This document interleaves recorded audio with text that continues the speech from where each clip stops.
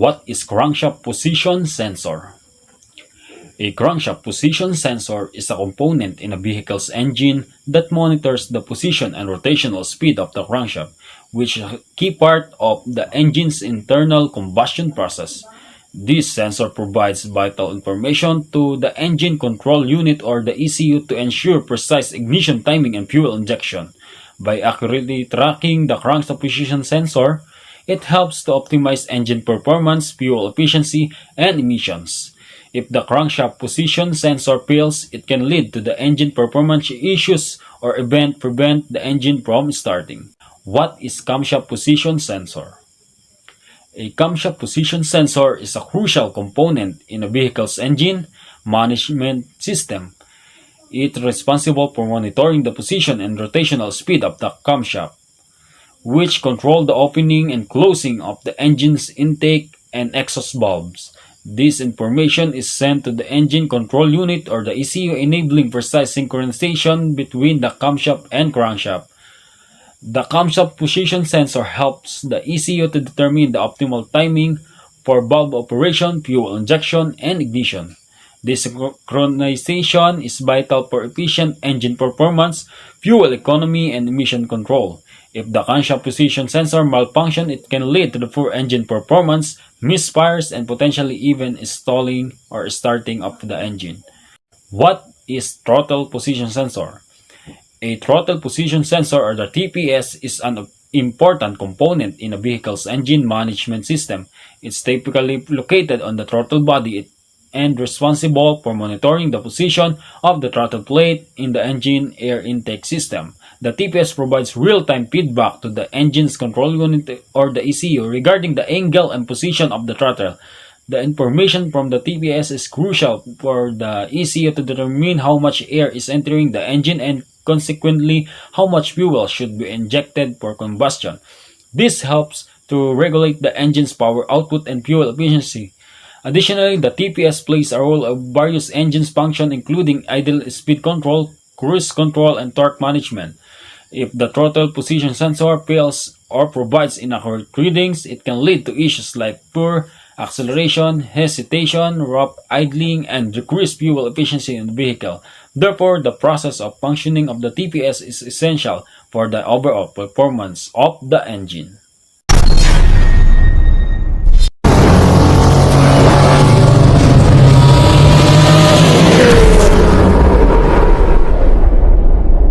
What is mass airflow sensor or MAF? A mass airflow sensor is a critical component in the vehicle's engine management system. It measures the mass of air entering the engine's intake system and provides this information to the engine control unit or engine control module. The MAF sensor helps the ECU determine the optimal air-fuel mixture for combustion, which is essential for engine performance, fuel efficiency, and emissions control. The MAF sensor uses a heated wire or a thin film to measure the amount of air passing through it. As the volume of air changes with variation in throttle position and engine load, the MAF sensor's readings enable the ECU to adjust the fuel injection and ignition timing accordingly. This ensures that the engine operates efficiently under different driving conditions. If the mass airflow sensor malfunctions or become dirty, it can lead to issues such as poor acceleration, rough idling, reduced fuel efficiency, and increased emissions. Regular maintenance and cleaning of the MAF sensor can help prevent problems and ensures optimal engine performance. What is airflow sensor?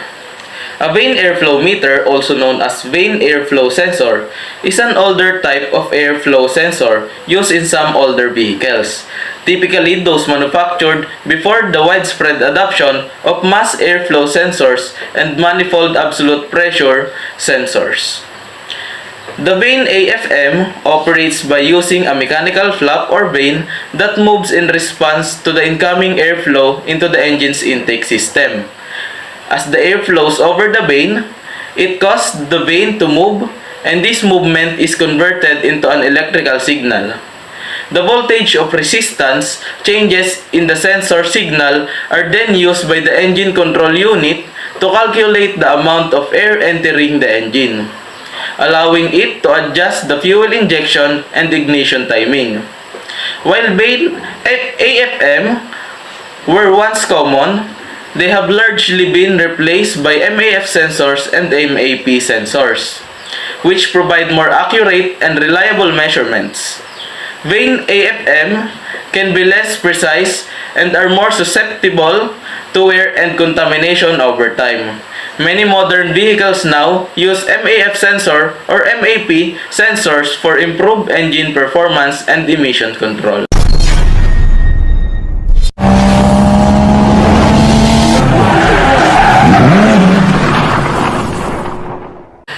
What is manifold absolute pressure sensor or MAP? A manifold absolute pressure sensor is an important component in a vehicle's engine management system. It measures the absolute pressure inside the intake manifold of an engine. The MAP sensors provides this information to the engine control unit or engine control module to help the ECU determine the engine's load and make adjustment to the air-fuel mixture and ignition timing. The key function of the MAP sensor is to monitor the vacuum or pressure within the intake manifold, which changes with variations in engine's load and throttle position. By knowing the manifold pressure, the ECU can optimize the fuel injection and ignition timing for different driving conditions, ensuring efficient combustion and engine performance. MAP sensors are commonly used in older vehicles and many modern vehicles as well, especially those with naturally aspirated or turbocharged engines. They are known for their reliability and accuracy in measuring engine load, making them essential for maintaining optimal engine performance and emission controls.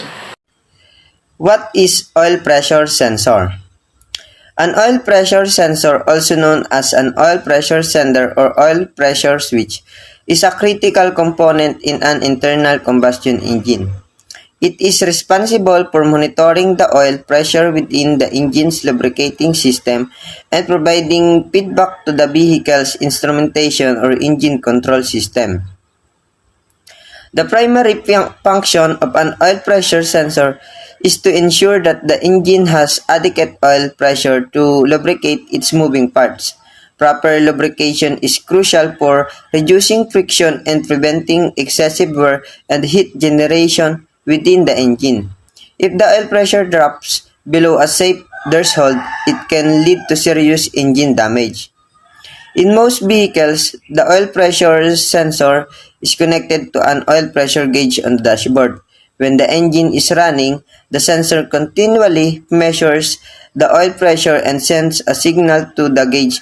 If the pressure falls outside the normal operating range, the gauge may indicate a problem, alerting the driver to check the engine oil level or address any potential issues. What is fuel pressure sensor? A fuel pressure sensor, also known as a fuel rail pressure sensor, is a component in a vehicle's fuel system that measures the pressure of the fuel in the fuel rail, which is a common fuel distribution point in modern fuel-injected engines. The sensor provides real-time data on the fuel pressure to the engine control unit, or ECU, or engine control module ECM. The primary purpose of a fuel pressure sensor is to ensure that the engine receives an adequate and consistent supply of fuel at the right pressure. This information is crucial for the ECU to accurately control the fuel injection process. By monitoring fuel pressure, the ECU can adjust the fuel injector pulse width to achieve the correct air-fuel mixture for combustion. Maintaining the proper fuel pressure is essential for engine performance, fuel efficiency, and emissions control.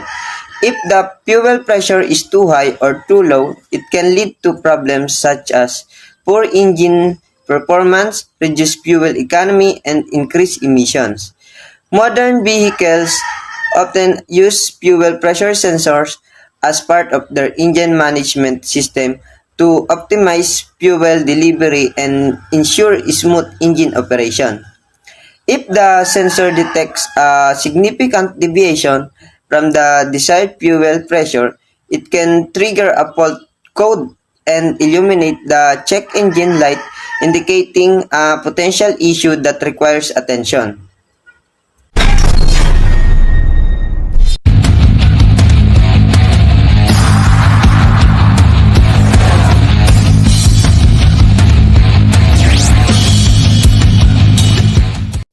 What is intake air temperature sensor?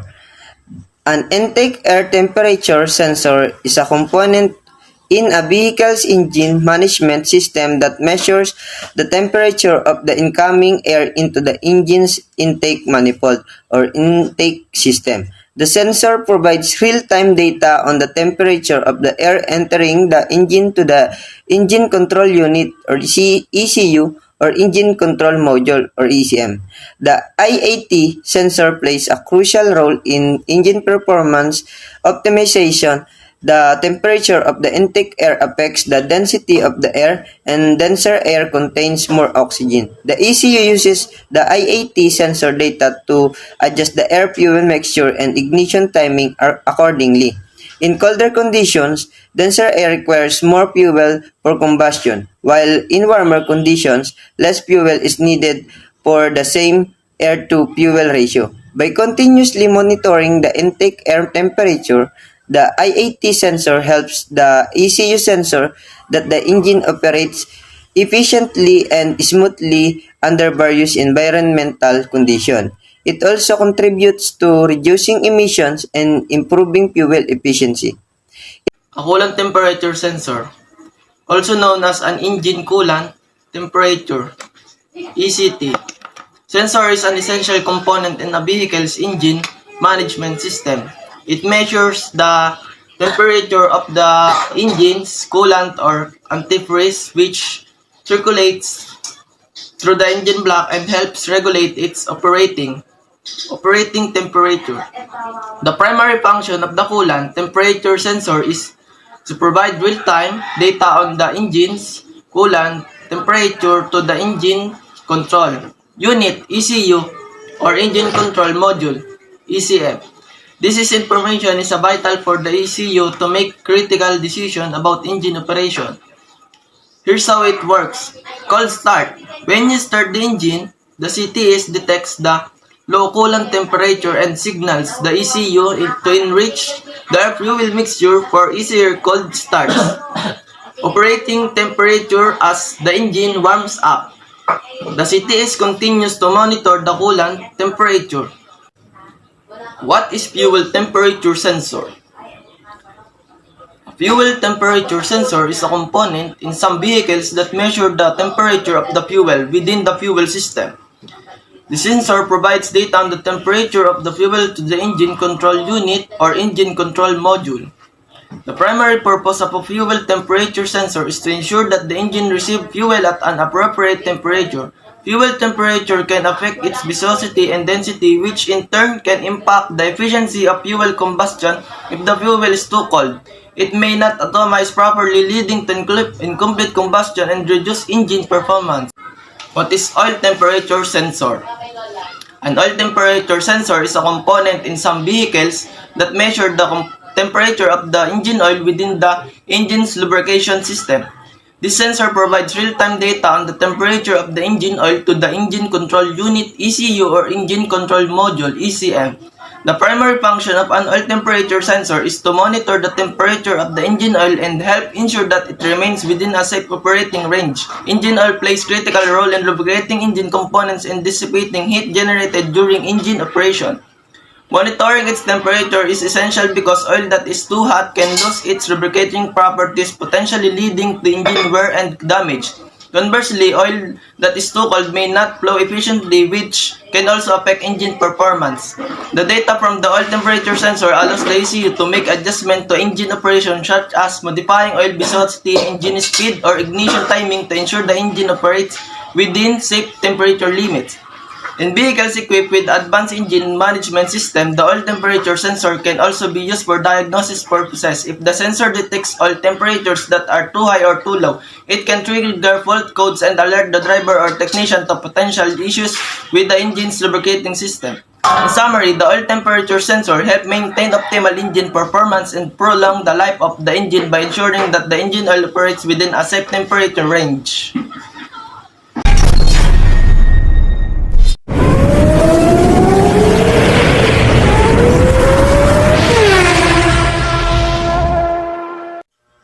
What is oxygen sensor? An oxygen sensor, also known as oxygen gas sensor or lambda sensor, is a critical component in a vehicle exhaust system. Its primary function is to monitor the level of oxygen in the exhaust gases emitted from the engine's combustion process. This information is then relayed to the engine control unit (ECU) or engine control module (ECM). The O2 sensor, located in the exhaust manifold, measures oxygen levels by comparing exhaust gases to surrounding air. It adjusts the air-fuel ratio by sending a voltage signal to the ECU, which adjusts fuel injection based on oxygen levels. The sensor is crucial for emissions control, ensuring the engine runs at the optimal air-fuel ratio to reduce harmful emission. Proper functioning O2 sensors also improve fuel efficiency and engine performance. Regular maintenance and replacement are essential for proper operation. What is exhaust gas temperature sensor or EGT? An exhaust gas temperature or EGT sensor, also known as a pyrometer, is a sensor used to measure the temperature of the exhaust gases in a vehicle's exhaust system. Typically at or near the exhaust manifold, EGT sensors are commonly found in diesel engines, turbocharged engines, and high-performance vehicles. An EGT sensor monitors exhaust gas temperature as it exits the engine cylinders, providing crucial information for engine protection, performance tuning, diesel particulate filter regeneration, and emissions control. High exhaust gas temperatures can indicate engine stress or overheating, especially in turbocharged engine. EGT sensors also help control fuel injection and exhaust gas recirculation to reduce NOx emission. Real-time temperature data from EGT sensors allows for immediate adjustments to engine parameters, ensuring safe and efficient operation. What is nitrogen oxide sensor NOx? A nitrogen oxide sensor is an emissions control component found in modern vehicles, particularly those with diesel engine or vehicles equipped with selective catalytic reduction system. The primary function of a NOx sensor is to monitor the levels of nitrogen oxides, specifically nitric oxide and nitrogen dioxide, in the vehicle's exhaust gases. What is NOx sensor? A NOx sensor is also known as denotation sensor or NOx sensor. Is an essential component in the vehicle's engine management system, typically found in gasoline-powered engines. Its primary function is to detect abnormal combustion condition known as engine knock or denotation. Engine knock occurs when the air-fuel mixture in the engine's cylinder denotates or ignites prematurely or uneven. This can result from various factors including low quality fuel, high engine load, or incorrect ignition timing. Ignite knock can lead to damage to the engine internal components such as piston and connecting rods.